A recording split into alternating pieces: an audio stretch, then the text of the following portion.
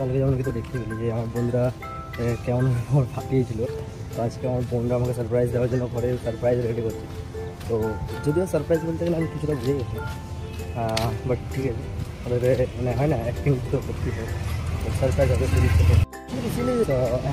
বলা মানে অবভিয়াসলি রিয়াকশনটা ঠিক মানে অ্যাকচুয়ালি জেনুইন হবে, কিন্তু এটা আমি বুঝে গেছিলাম যে ওরা হয় না যে সারপ্রাইজ দিচ্ছে ভাই।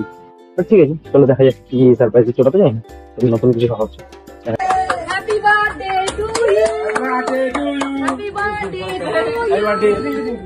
হ্যাপি বার্থডে আমাদের বন্ধুর। সো দেখতেই পাচ্ছ বন্ধুরা, আমাদের এখানে এখন হ্যাপি বার্থডে চলছে।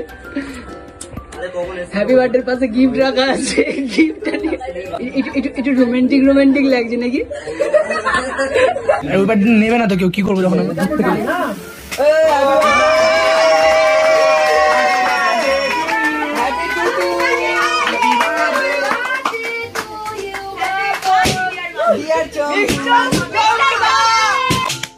দাদা কাগজ কেক খাওয়ানো হলে ঝপড়ে কেকটা খাই দে।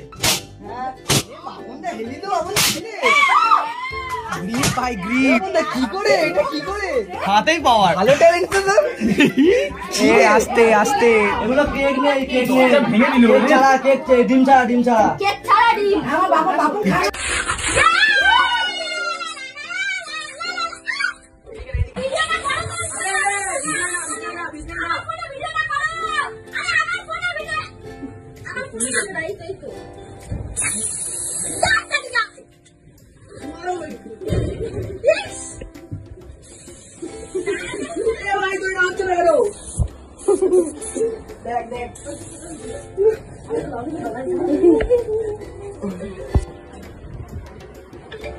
বাড়িতে বাড়ি চলে গেছে, এই একজন কেক খাচ্ছে, এই একটু মানে বড় কুত্তা কেক মুখে মেখেও নিয়েছে একা একা খাওয়ার সাথে সাথে।